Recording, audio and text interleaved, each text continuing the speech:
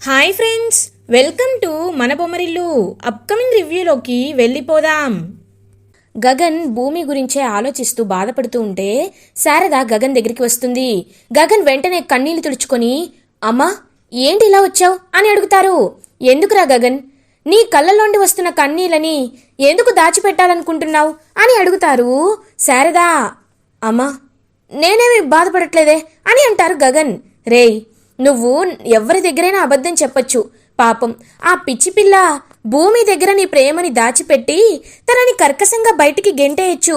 కానీ నేను మీ అమ్మనిరా, నా దగ్గర నువ్వు నిజం దాచిపెట్టాలని ఎందుకు ప్రయత్నిస్తున్నావు గగన్ అని అడుగుతుంది శారద. ఇంకా గగన్ పాపం ఒక్కసారిగా ఏడవడం స్టార్ట్ చేస్తారు. చూడు గగన్, నీకు భూమి అంటే కొండంత ప్రేమ ఉంది, కొండ కూడా తక్కువే, సముద్రం అంత ప్రేమ ఉంది. అలాంటప్పుడు ఎందుకు ఎందుకు శరత్చంద్ర కూతురనే ఒక్క కారణంతో భూమిని నువ్వు దూరం పెడుతున్నావు? నువ్వు నీ మనసుకైనా సర్ది చెప్పుకోగలుగుతున్నావా అని అడుగుతారు శారద. అమ్మా నేను భూమిని శరత్చంద్ర కూతురిగా యాక్సెప్ట్ చేయలేకపోతున్నానమ్మా. ఆ శరత్చంద్ర ఎలాంటి వాడో నీకు తెలుసు కదా.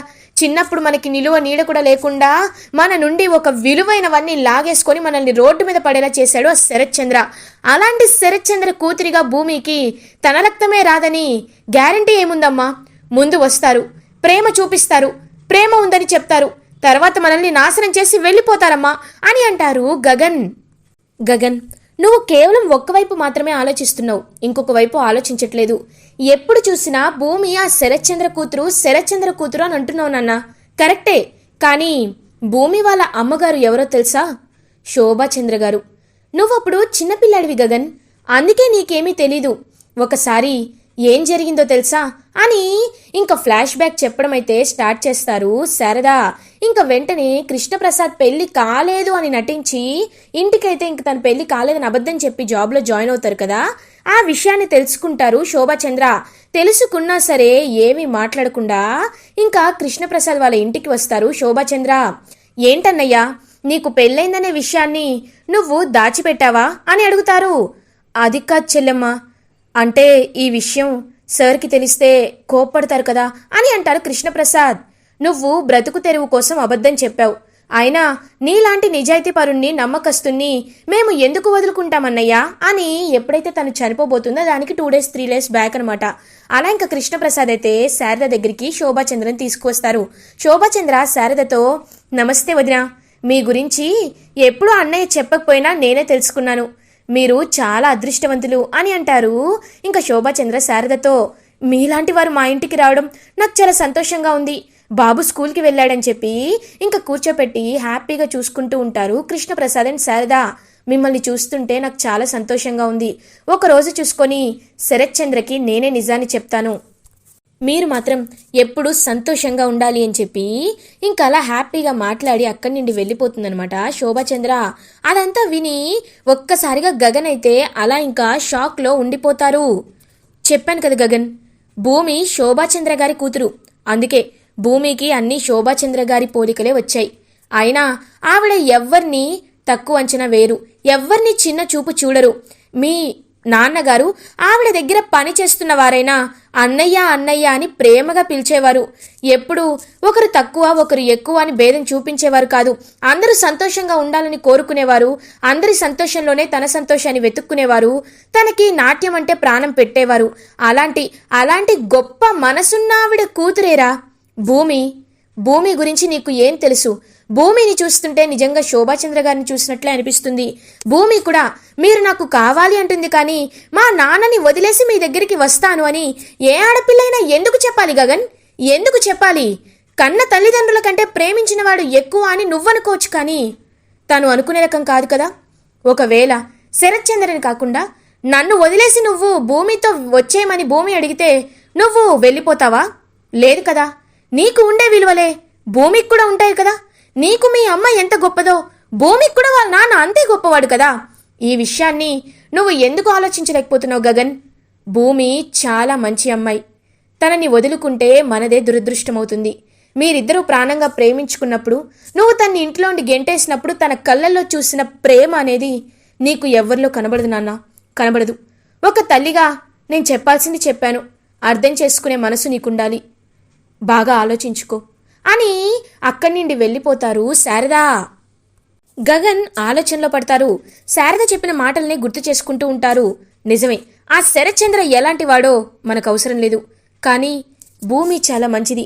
ఏ విషయంలో అయినా భూమి ఎప్పుడూ ఎవరి విషయంలో చెడుగా ఆలోచించిందే లేదు, చెడుగా అనుకున్నదే లేదు. కానీ ఒకటి మాత్రం నిజం, భూమిని నేను మర్చిపోలేకపోతున్నాను అని భూమి రూమ్కి వెళ్తాడనమాట గగన్.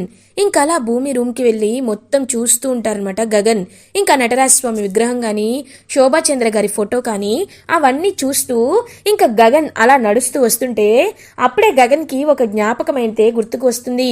ఇంకా వెంటనే గగన్ డ్రా ఓపెన్ చేసి భూమి లంగావనిని తీసుకొని చూస్తూ ఉంటారనమాట. ఇంకా అప్పుడే కరెక్ట్గా కొన్ని ఫొటోస్ ఉండడంతో గగన్ ఆ ఫొటోస్ని చూస్తారు. ఆ ఫోటోపై ఉన్న భరతనాట్యం మువ్వలని చూస్తాడు. భూమి, నీకు నేనంటే ఎంత ఇష్టం లేకపోతే నీ జ్ఞాపకాలని ఇక్కడే వదిలేసి వెళ్ళిపోయావు అని గగన్ పాపం అలా భూమి మువ్వలని చూస్తూ ఉంటారు. కరెక్ట్గా మువ్వల్లో ఒక మువ్వ మిస్ అయిపోతూ ఉంటుంది. గగన్కి తన చిన్ననాటి జ్ఞాపకాలు గుర్తుకు వస్తాయి. ఆ పాప మువ్వ కూడా ఇలానే ఉండాయే, అవి కూడా సేమ్ ఇలాగే పట్టేలు ఉన్నాయి, ఒక మువ్వ మిస్ అయింది ఏంటి అని చెప్పి ఇంకా గగన్కి భూమినే తను చిన్నప్పుడు కాపాడిన మువ్వ అని ఒక డౌట్ వచ్చేస్తుంది. వెంటనే ఇంకా గగన్ అయితే చెర్రీకి కాల్ చేస్తాడు. హలో చెర్రీ అని అంటారు గగన్. అన్నయ్య, ఏంటి ఈ టైంలో కాల్ చేసావు అని అడుగుతారు. రే చెర్రీ, నీకు ఒక విషయం తెలుసా లేదా అని కనుక్కుందామని కాల్ చేశాను అని అంటారు గగన్. ఏ విషయం అన్నయ్యా అని అడుగుతారు చెర్రీ. రే చెర్రీ, అసలు భూమిని ముందు మా ఇంటికి తీసుకొచ్చింది నువ్వే కదా, భూమి అసలు ఎవరు, ఎక్కడి నుండి వచ్చింది, తను అసలు శరత్చంద్రకి ఎలా దూరం అయిపోయింది అనే విషయాలు నీకేమైనా తెలుసా అని అడుగుతారు గగన్. ఒక్కసారిగా చెర్రీ షాక్ అయిపోతాడు. అన్నయ్య, ఈ విషయం భూమినే నీతో చెప్తుంది అనుకున్నాను, కానీ నా నోటితో దేవుడు చెప్పిస్తాడని అనుకోలేదన్నయ్యా అని అంటాడు చెర్రీ. రేయ్, ముందు నిజం చెప్పరా అని అడుగుతారు గగన్.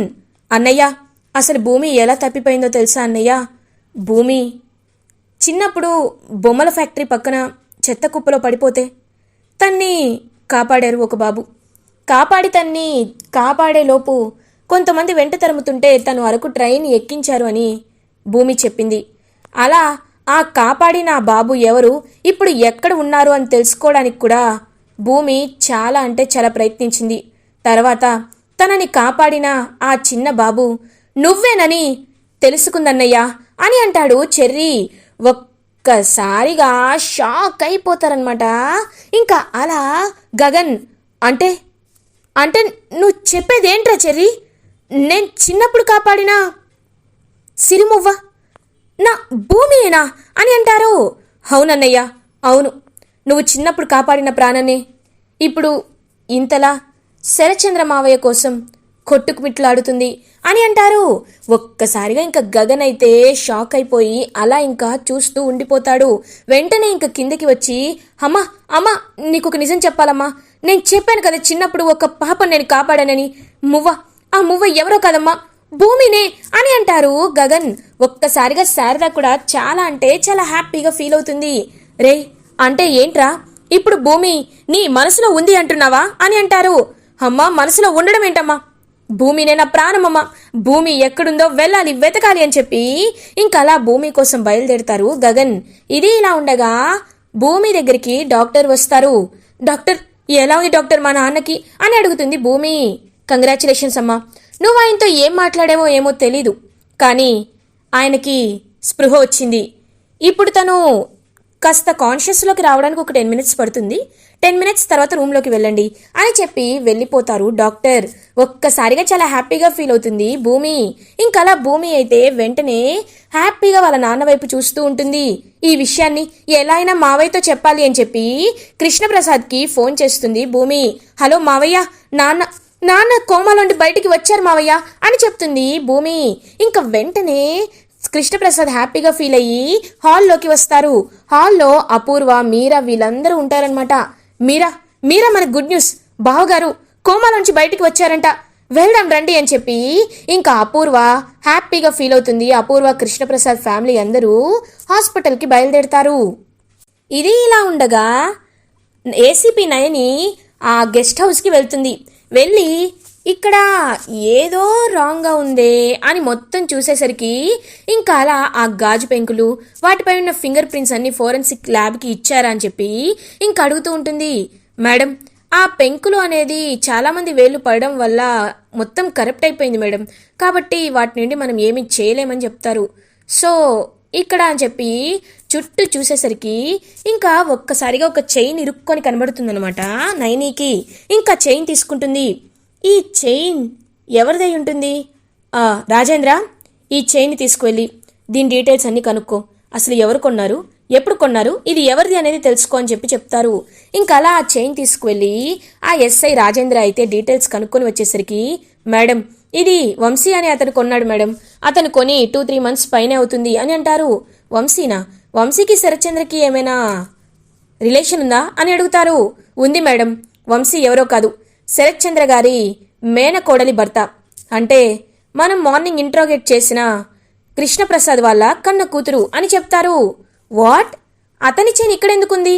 అంటే ఒకవేళ అతను కూడా ఇంటికి వచ్చే ఉంటే అది సీసీటీవీ ఫుటేజ్లో ఎందుకు రికార్డ్ అవ్వలేదు? అంటే ఆ వాచ్మెన్ గాడు వాడితో చేతులు కలిపి మనల్ని మోసం చేస్తున్నాడనమాట అని వెంటనే ఇంకా వాచ్మెన్ దగ్గరికి వెళ్తుంది ఏసీపీ నైని.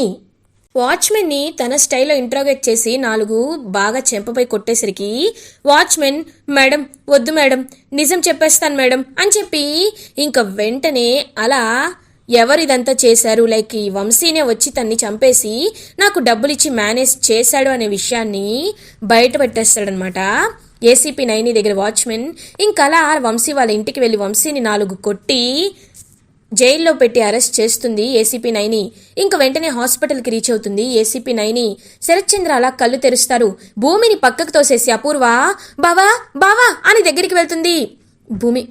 భూమి ఎక్కడ అని అడుగుతారు శరత్చంద్ర. శరత్చంద్ర భూమిని చూస్తూ, అమ్మ భూమి, నిన్ను బయటికి గెంటేసి నేను తప్పు చేశానమ్మా, నేను పాపం చేశాను భూమి అని అంటారు శరత్చంద్ర. నాన్న అలా అలా అనద్దు నాన్న అని అంటుంది భూమి. బావకి నిజం తెలియదు కాబట్టి బతికిపోయాను అని అపూర్వ హ్యాపీగా ఫీల్ అయ్యేలోపు అన్నయ్య అని మీరా శరత్చంద్ర దగ్గరికి వస్తుంది. అన్నయ్య, తను కేవలం నువ్వు దత్తత తీసుకోవాలనుకుంటున్న కూతురు మాత్రమే కాదన్నయ్యా, తను నీ కన్న కూతురన్నయ్యా అని అంటుంది మీరా. ఒక్కసారిగా షాక్ అయిపోతారు శరత్చంద్ర. ఇంకలా మీరా జరిగిందంతా ఆ రోజు డిఎన్ఏ రిపోర్ట్స్ అని చెప్పడం, డిఎన్ఏ రిపోర్ట్స్లో పాజిటివ్ రావడం, భూమినే నిన్ను హత్య చేసి జైలుకు వెళ్ళింది అనే నిందలు మోయడం, అదంతా విని పాపం ఒక్కసారిగా శరత్చంద్ర అయితే షాక్ అయిపోతారు. ఇంకా వెంటనే అలా శరత్చంద్ర అంటే శోభా కూతురు, నా బంగారు తల్లి, నువ్వేనా అమ్మా, నువ్వేనా అని చెప్పి పాపం భూమి వైపు ప్రేమగా చూస్తూ ఉంటారు శరత్చంద్ర. కానీ బావా, ఇదిగో ఈ భూమి నిన్నెందుకు చంపాలనుకుందో నాకు అర్థం కాలేదు బావా. కానీ ఒకటి మాత్రం నిజం, భూమి నీ కన్న కూతురు, మన వారసురాలు బావా, మన వారసురాలు భూమి అని చెప్పి నాటకాలు వేస్తూ ఉంటుంది అపూర్వ. భూమి శరత్చంద్రని చంపిందని ఎలా అంటున్నారు అపూర్వ గారు అని అప్పుడే ఏసీపీ నైని గొంతు వినపడుతుంది. ఒక్కసారిగా షాక్ అయిపోతుంది అపూర్వ. అవును, నా ఇంటరాగేషన్లో తేలిన ఒక అతిపెద్ద నిజం ఏమిటి అంటే భూమి హత్య చేయాలి అని అనుకోలేదు. దాని వెనక ఇంకొకరున్నారు, వారి గురించి నేను ఇప్పుడే చెప్పను. ఎందుకంటే ఇప్పుడు చెప్తే సాక్ష్యాలు మళ్ళీ తారుమారు అయిపోవచ్చు. అందుకే మీరందరూ రేపు కోర్టుకి రావాల్సిందే. శరత్చంద్ర గారు, మీకు వీలైతే మీ ఆరోగ్యం సహకరిస్తే మీరు కోర్టుకి రండి, రాకపోయినా పర్లేదు అని చెప్పి all the best and take care of you అని చెప్పి అక్కడి నుండి ఇంకా వెళ్ళిపోతుందనమాట ఏసీపీ నైని. అలా ఇంకా శరత్చంద్రని డిశ్చార్జ్ చేసి ఇంటికి తీసుకువెళ్తారు అందరూ. ఇది ఇలా ఉండగా గగన్ పరిగెత్తుకుంటూ హాస్పిటల్కి వస్తాడు.